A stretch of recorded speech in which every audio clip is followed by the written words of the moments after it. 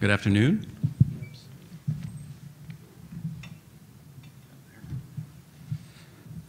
And welcome to this press conference on the lessons learned from the L'Aquila earthquake verdicts. I'm Mike McFadden, President of the American Geophysical Union.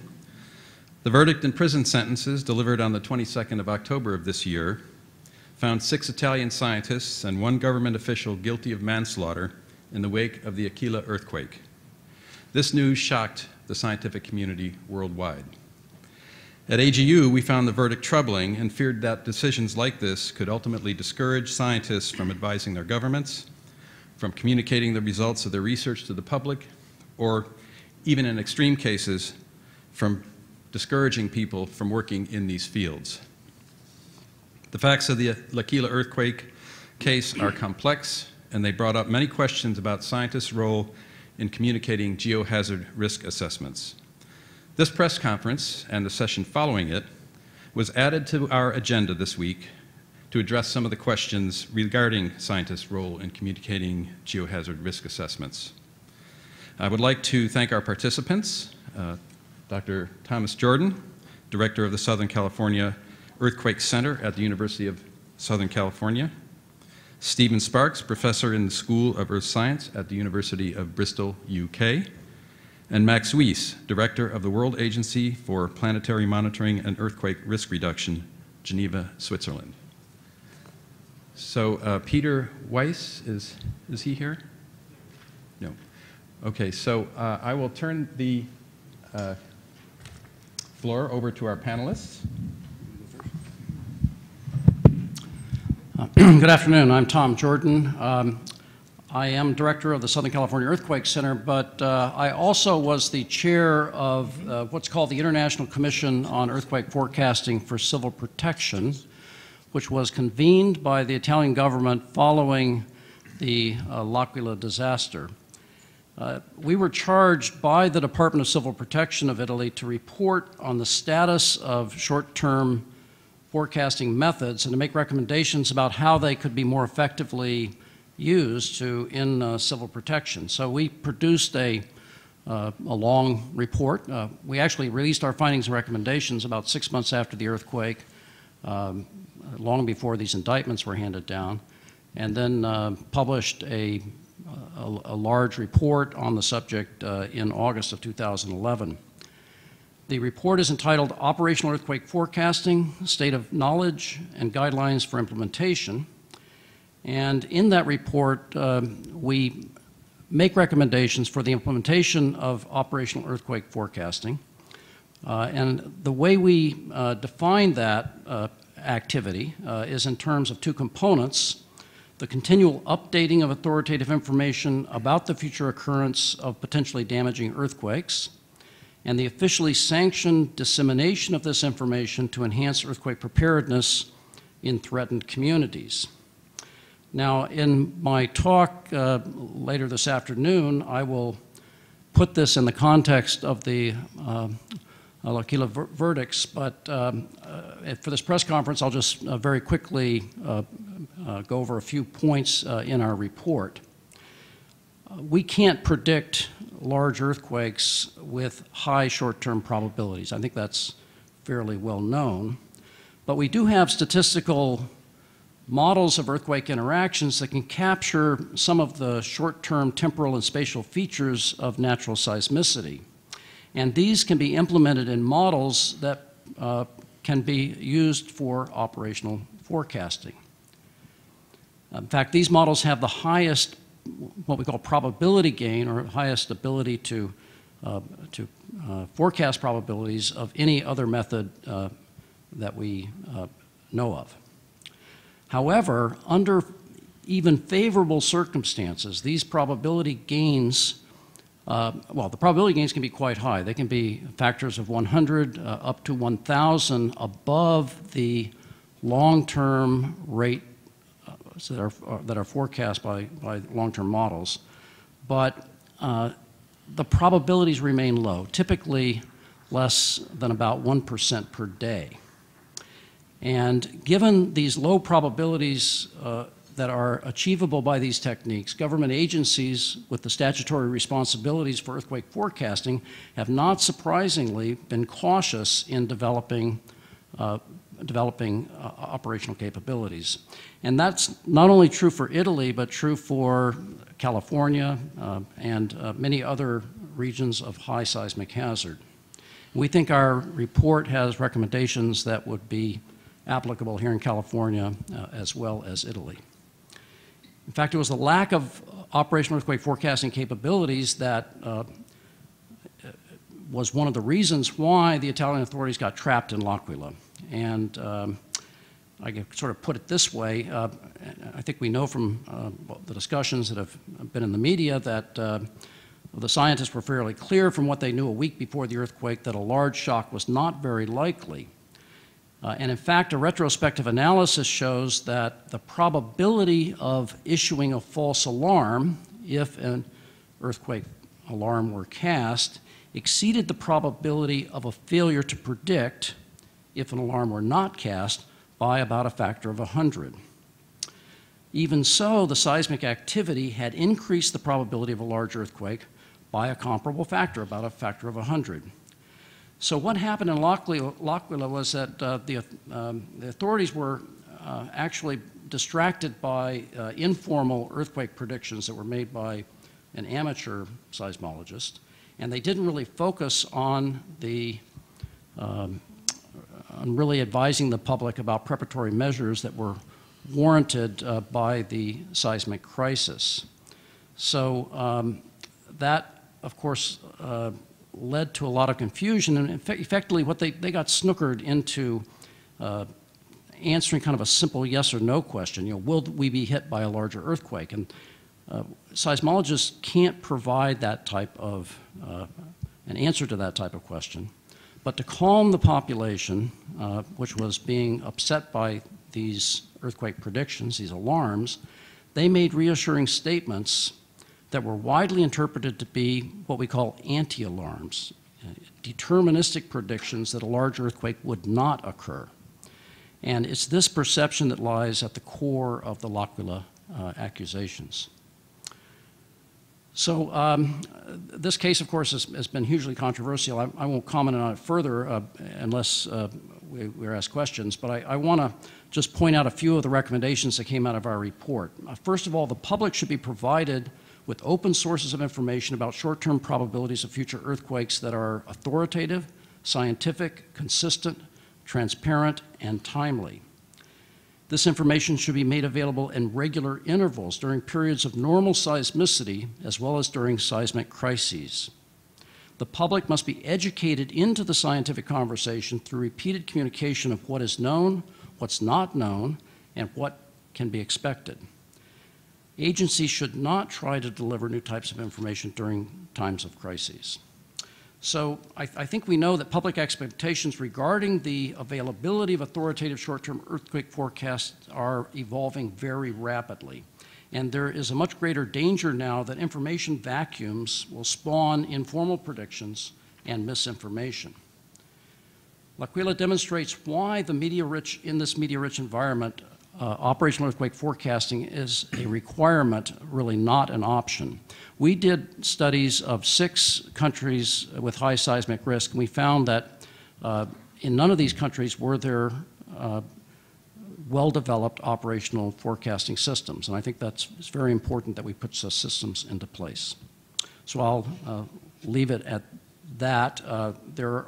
This report, we can provide a link for the report. It can be downloaded for free from the journal where it was published. The journal is Annals of Geophysics, an Italian journal.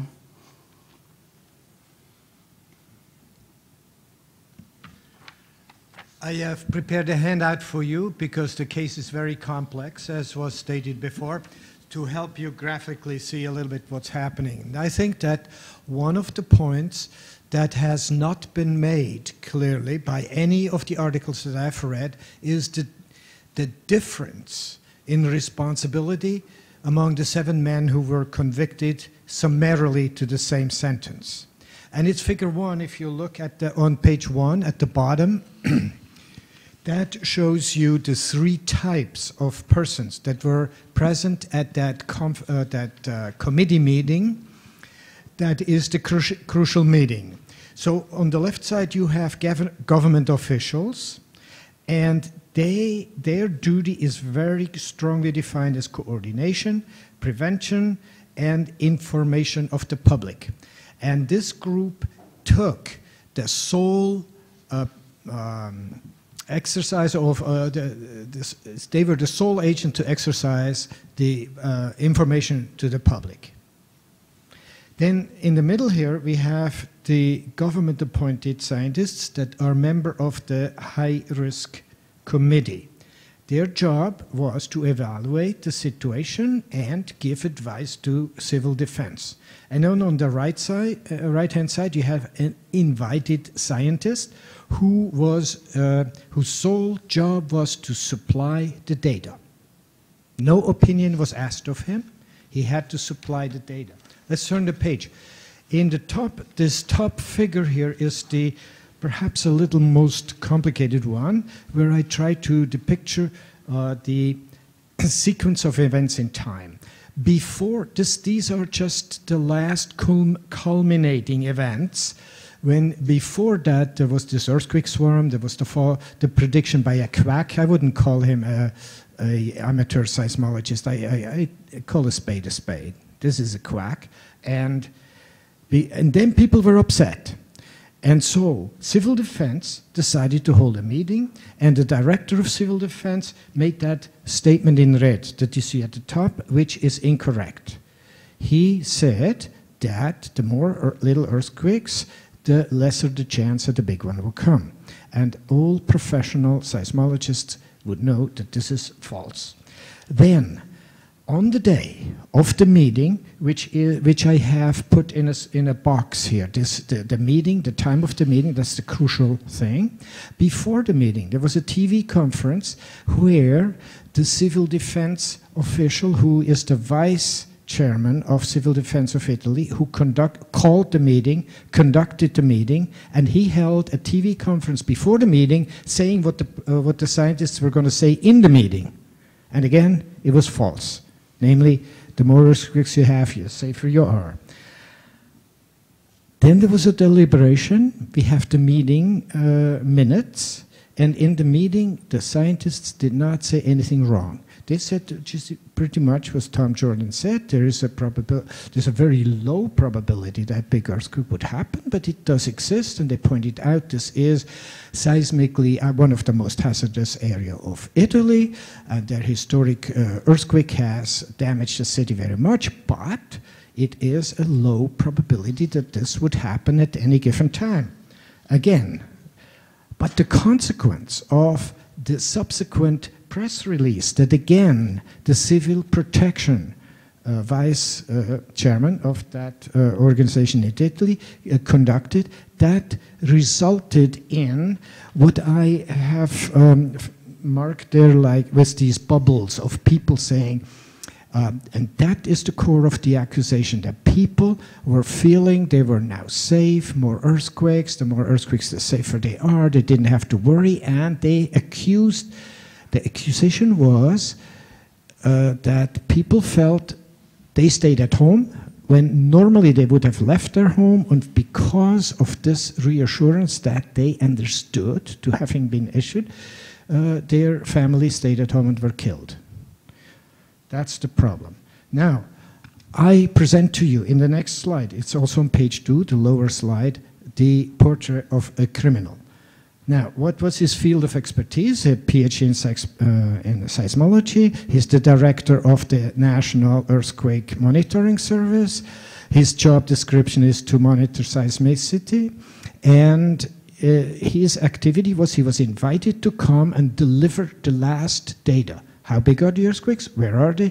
How deep are they? Finished. That was what he was asked to do. Opinion, rendered opinion, none. Public statements, none. He was sent home and found himself convicted too. 6 years in prison, loss of his job, loss of his pension, 300,000 euros fine, and lawyers' fees in Italy are about in the order of 150,000 euros. And there is no end in sight for this because civil suits are now being prepared. That is the portrait of a criminal. I have another criminal for you on the next page. This man, same kind of background, and he's an expert in tectonics and seismic hazard in India.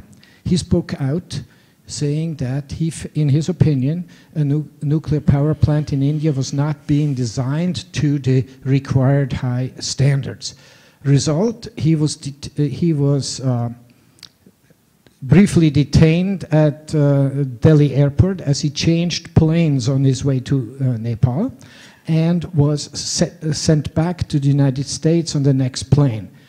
Because, and it was never stated what his offense was. He was just on a list. And that his offense actually was that statement about the nuclear power plant, that's his inference. Okay, so then I also could tell you a little bit my own risk. My job is to distribute information on how many people are killed, how many people are injured within less than an hour of any earthquake worldwide that has the potential to be harmful. So now, if I, with the best of my ability, calculate how many people are expected to be killed, and of course the purpose of this is to help rescue teams to make a decision on an informed basis. So now if I overestimate something and the rescue team rushes out, they perhaps are mad with me, but I couldn't be put in jail. But now perhaps I could underestimate the situation. The rescuers don't go, and then I'm blamed for having impeded the rescue. Am I at risk to actually go to jail? Well, I have one more on page 4, the top one. Is the question one asks afterwards with hindsight. What could we have done? What would I have done, has somebody asked me. And one thing that I would have done two things. The first thing, to calculate actually the risk. Very few people do that. I think we should calculate the worst case risk expressed in fatalities and injured. And I have actually done this for another region, Umbria, together with, in a workshop with the firefighters and civil protection from Umbria, that we had scenarios, magnitude 6 to 7, placed in different parts of their country, and then discussed how the losses of human losses would shift from one city to another if you had the earthquake here or over there. But they were very happy to have quantitative estimates of approximately what they had to prepare for. And that I would have recommended. They should have done this in L'Aquila. And then another thing that for absolutely sure, 100% sure, I would have recommended to the people in L'Aquila, regardless of what the scientists say in this case, go home and build yourself an earthquake closet. I would do this myself if I were living there, or if I lived on the 3rd floor in a crummy building in Istanbul. What do you mean by earthquake closet? An earthquake protection unit that is capable of holding some weight that would fall on it, and I would just have gone to the lumberyard and bought the thickest, the widest pillars that I could have built, and built myself a corner in which I could dash within a few seconds if I feel shaking. So in my conclusions, I think that it's really not science that's on the that was accused, but it was the lack of communication, miscommunication, and I think lack of care. The will to help the people and to care about the people. And I think the similar will to care is reflected in the judge's action to summarily condemn 7 people to the same offense when 5 of them really had done nothing bad whatsoever, but 2 had made mistakes. Thank you.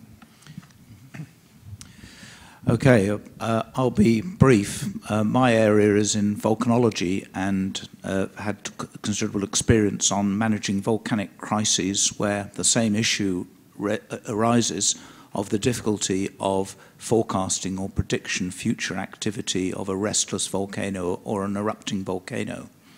Many of the features of the L'Aquila trial can be mirrored in the sorts of difficulties and issues that arise during volcanic crises.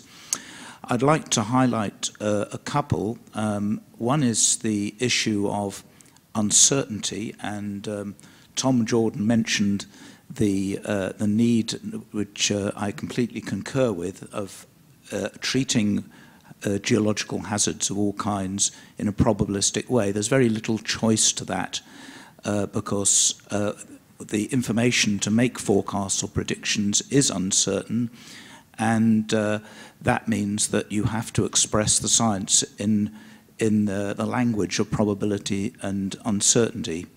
This does raise issues of communication because it's not always the case that the public understand probabilities that well, and that's certainly something that the science community has to work on very hard. Also, we have the problem again that Tom mentioned on volcanoes, that very often we may make a forecast that a situation which is very dangerous might arise, in which the volcano erupts very violently, but we might assess it through our scientific methods to be really quite low probability. But the consequence of this happening might be that hundreds, thousands, or even tens of thousands of people are killed. And so we might express that probability of if a volcano is very active, it might be, for example, there's only a 5% chance. We might deem that there's a 5% chance of a really terrible eruption happening. Now, what that also means is a 95% that it won't happen, much more likely that it won't happen.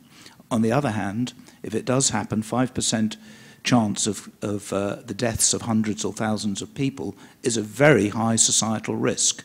And so we have the dilemma that that assessment of risk might lead to an evacuation, but then the terrible event forecast might not happen, and of course that then raises the issue of public trust in the prediction of scientists. And here again, the uncertainty is absolutely the key, because we really have to explain very carefully to the public the nature of probabilistic forecasts, and that we can't be certain, we're very unlikely to be certain about how a volcano or a fault moves, or even a flood or a landslide. And it then raises to the final issue that I'd like to just mention, which is an issue which I think scientists are wrestling with, which is the issue of risk assessment. Mac Vies mentioned that we should be doing risk assessment. I agree with that, but it is a difficult issue, because when you're talking about a risk, you're going beyond what scientists normally do, which is to assess the chance of something happening, or a chance of for example, a village being inundated by a terrible volcanic blast might be something that we would do. We'd be looking at the chances of the hazard. But the risk is something different. And when we get to risk, we're starting to talk about losses. And we may well have to involve people who are not natural scientists in assessing the risks. But of course, some of the things that affect risks are things like human behavior, where people live, their style of life, their livelihoods. There's a whole range of things where expertise outside natural science is required. And so this does mean that we're, in assessing risk, firstly, we have to be very precise what we actually mean by risk.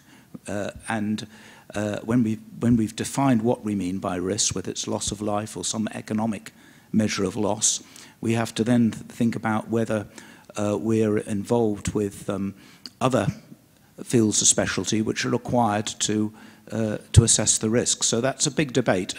For example, formally the US Geological Survey does not do risk, and that's my understanding, does not do risk analysis, and similarly the British Geological Survey in my own country does not go that next step to risk assessment. So that's a big debate. And then it links to the final point of the responsibility of scientists in the decision making. Again, I agree with Max that in order for people to make sound decisions, they need a proper, thorough risk assessment, which includes assessment of the uncertainty in that risk assessment. But that's a form of information which then would lead to decisions like evacuation.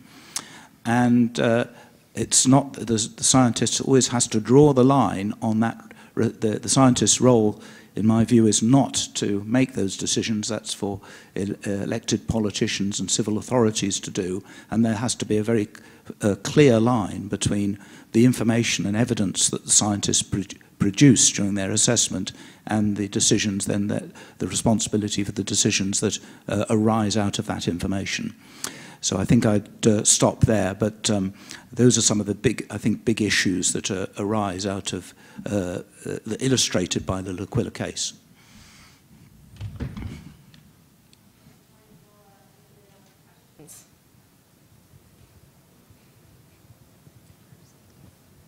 Hi, Jessica Morrison, freelance. What is being done by the broader science community to prevent a dangerous precedent and criminalization following L'Aquila? What is the way forward?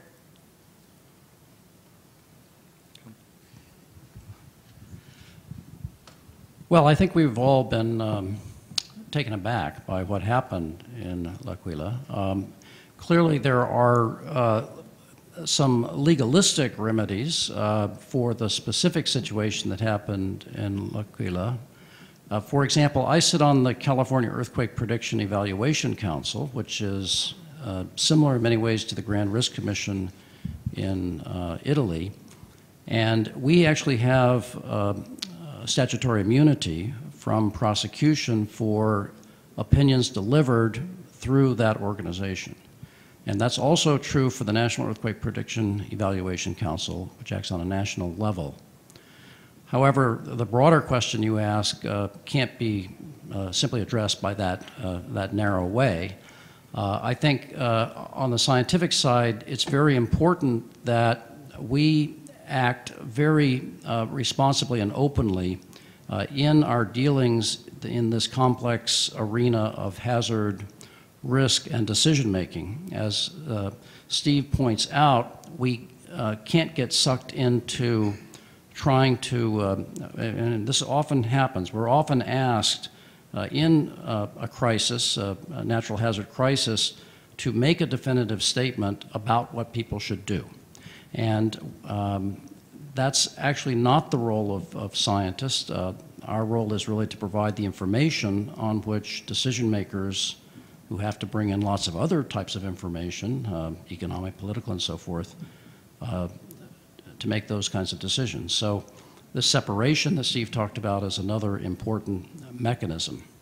And then finally, I would say we have to really educate the public about what we can do and what we cannot do as scientists. Sometimes these problems arise because of sort of unrealistic expectations or false expectations the public has, and sometimes we're not very good at communicating what those expectations should be. Yes, just perhaps just briefly follow up. In the UK, if you're on an advisory committee, of which I'm on about 3 at the moment, for the government, you essentially sign up to an agreement which says that, and I'm paraphrasing here, as long as you've done your best job as a scientist and provided the best information and analysis that you can, given the state of knowledge, then you're essentially immune from, if you like, sort of legal ramifications. However, I should say that lawyer colleagues of mine in the UK says that this does not necessarily make such sort of, if you like, protocols within that you agree to with government do not necessarily protect you from the criminal law if the criminal law shows that you have been in some way negligent. So it's a partial, these protections that are provided are partial, and it's not entirely clear, at least in my country, that they give you complete protection. And I guess the analogy would be in the medical world of medical malpractice and so forth. If you're a bad doctor and do bad things, then you can end up in court, in a criminal court. It's, I think, an area that in the natural sciences we haven't really had to think about much for until recently, and obviously the L'Aquila trial is now concentrating minds in the science community, and there are discussions going on with colleagues in the legal world about the implications and responsibilities of scientists and so forth.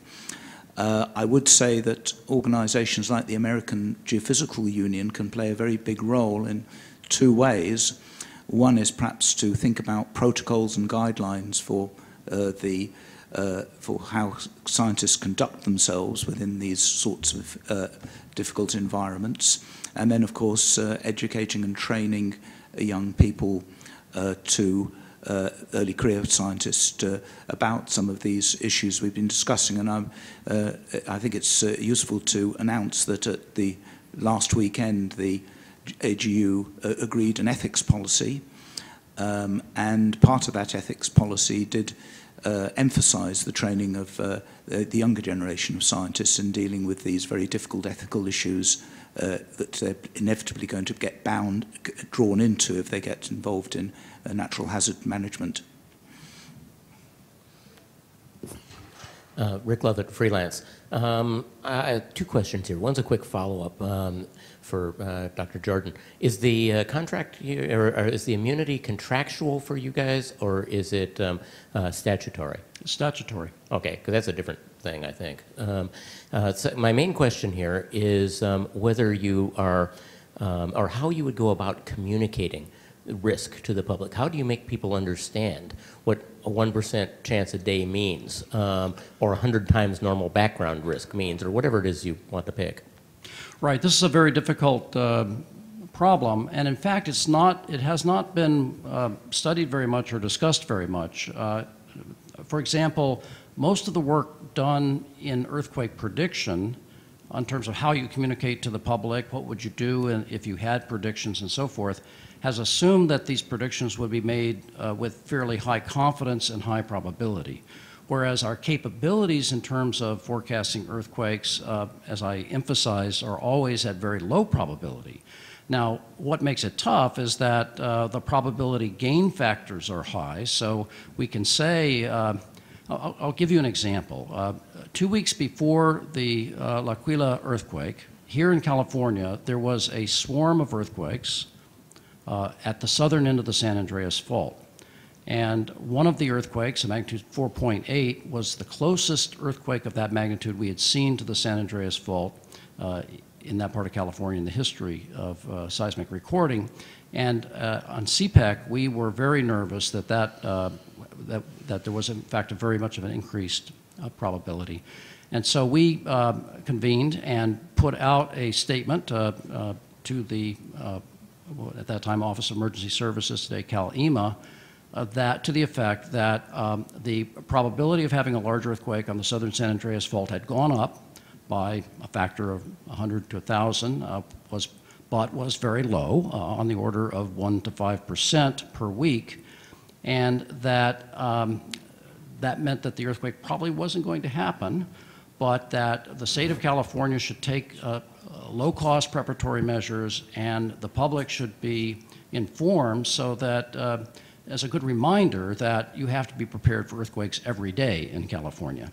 So I think we have to be very subtle, but also fairly consistent in our messaging during these kinds of these periods. One thing that we emphasized in our report was that this type of information should be continually available. You don't want to just all of a sudden strike up a new conversation with the public during a time of seismic crisis and start pumping out these probability numbers and uncertainties and so forth. You really have to educate them into the conversation over a period of time. And I think one of the problems, certainly was a problem in Italy, it's a problem here in California, I have to admit. I don't think CPEC is really, has the procedures. It does not really conform with the recommendations made in this report by the International Commission. And I think we need to do more to, in particular, put this information out on a regular basis and educate the public about not just the probabilities, but the large uncertainties in those probabilities.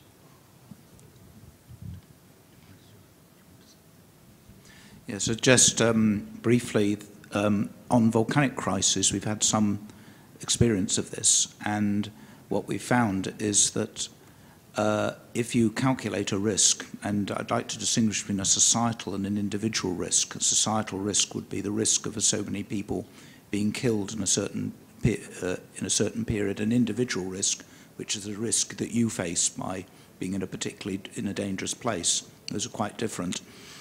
And we do it by analogy. We compare the risks we calculate with the everyday risks that people face. Now, I was involved in the crisis on the island of Montserrat, volcanic crisis, where our advice led to an evacuation. And in those circumstances, by doing the risk assessment, we could show that the risk, by evacuating a certain area, the risk from the volcano reduced to the same risk of being killed by an earthquake or a hurricane in the Caribbean. And since people live in the Caribbean and they know that in the future they face that risk, they accept that risk as part of their everyday lives because they live on islands that get hurricanes. By showing that the evacuation would led to the reduction of the risk to comparable levels to hurricane and earthquake risk, that was a form of them accepting that was, or that, if you like, that their decision was based on that as an acceptable risk. So that led to the evacuation, because the risk, if they hadn't evacuated, was 100 times higher than the hurricane or earthquake risk. So analogies are very useful, but they have to be culturally sensitive to the particular area too. So that's where you need expertise of psychologists and social scientists.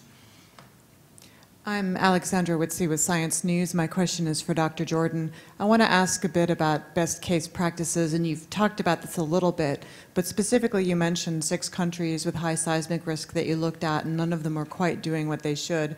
Are there particular examples of an instance in which seismic risk went up and it was handled well? Are there models that you look to that have already happened here and there, if not through an entire country?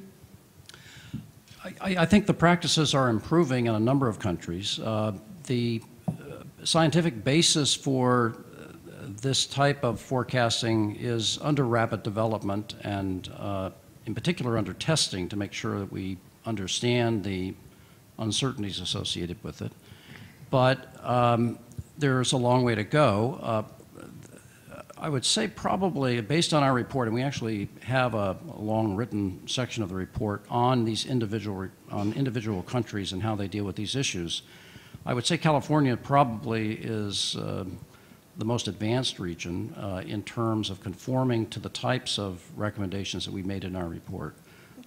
Japan also engages in some very good practices, but again, people often you get a lot of pushback. I've had emergency managers come up to me and say, Jordan, don't come to me with 1% or 2% probability. Wait until you've got 20 or 30%. Then I can deal with it, okay? And so the part of the problem is the interaction that we hazard scientists have with those that are involved in estimating risk, as Steve points out, for example, engineers, but then into the emergency management business where, these folks are pretty busy and have to deal with many types of hazard. And they are often not themselves supremely well educated about the specifics of the earthquake problem. So in places where you have higher rates of earthquakes, California, Japan, Italy, these methods and their appropriate application are moving faster than in places where the rates are lower. Well, it is exactly that point that you said. Manager will say to you, don't come to me with a 1 and 2% probability. It's just too low. For that reason, I think we should give them the worst case scenario and say, yes, the probability is low, but the cost is very high. And that at least they are aware of what is at stake. And to motivate them to do something, or at least to educate the people and get the people, we have to develop earthquake awareness and culture that we are prepared for the event. Again, as Tom said, it could happen tomorrow, but the likelihood is extremely small. I'm James Beela, freelance. Yesterday, Marcia McNutt was talking about carbon sequestration, and she said we can't plant enough trees to grow ourselves out of the problem. And I think we're never going to be able to deal with the public over the issue of probabilities. I think social scientists have told me and others that the public dichotomizes risk. Is it yes or no? Should I carry an umbrella today or not? Should I sleep in my house tonight or leave? And probabilities might be fine for scientific meetings or for publishing papers, but David Brooke of the New York Times had a good suggestion for how to, if you want to make an emotional decision, flip a coin and then ask yourself how you feel with the answer that you got. But when the buildings can't withstand the shaking, the probability really should be irrelevant. And was there no engineers on this commission? It said high-risk commission, but... On the Italian Major Risk Commission, there were engineers. I come back to the issue of probability. It's a difficult issue. There are two aspects. One is how scientists who study hazards transmit information through official channels for action by decision makers. And there, as Steve emphasized, and I would firmly endorse, the report actually discusses in some detail, that has to be done in terms of probabilities. Not only do you have to deal with probabilities, you actually have to deal with probabilities of probabilities. You have to talk about the uncertainty in probabilities.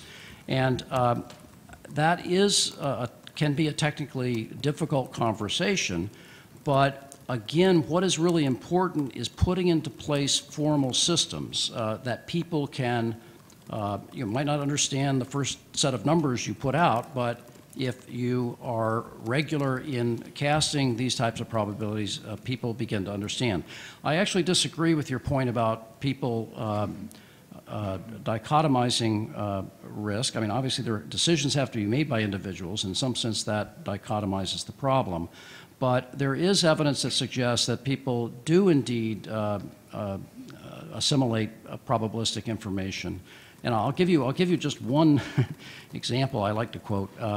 There was a field poll that was released in June of 2011 here in California. It's been conducted regularly, and it basically asked the public their attitudes about hazards of various types. And you can track this over the years. This last poll, and it turns out in California, people correctly perceive that earthquakes are the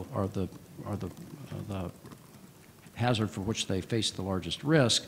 But what's interesting is that if you ask people when they expect the next large earthquake, you get some answers, but they actually, in this field poll, they divided San Francisco from Los Angeles, and the answers were different.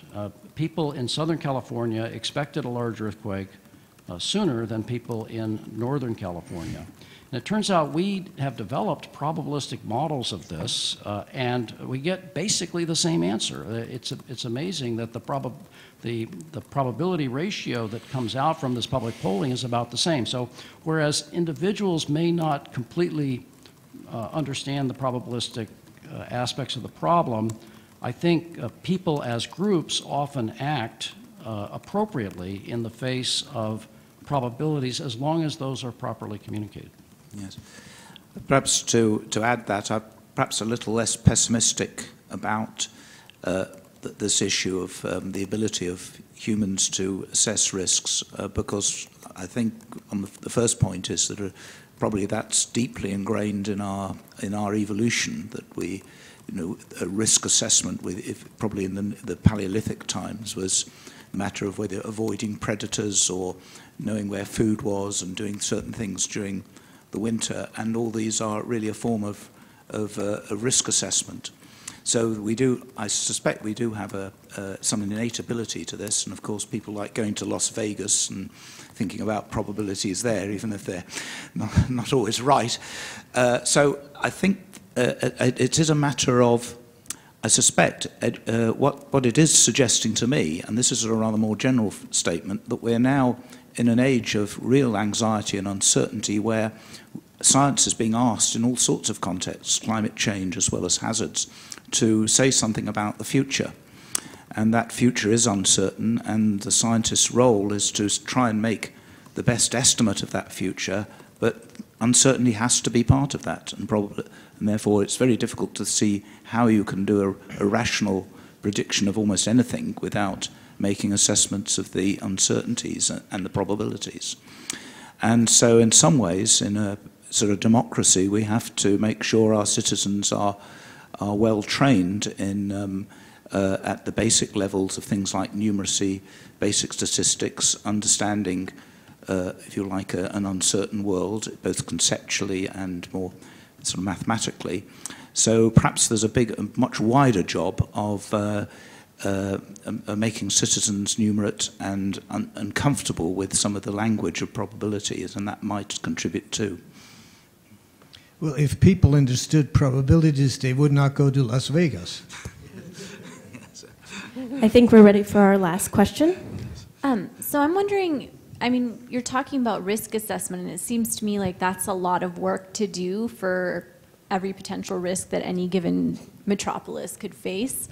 And I'm wondering whether it would make sense to do risk assessments and then just set thresholds where like a plan of action sort of automatically comes into place once, okay, we've reached, 1% risk of this amount of fatalities in this region, so like DEFCON 4 on the earthquake scale or something like that.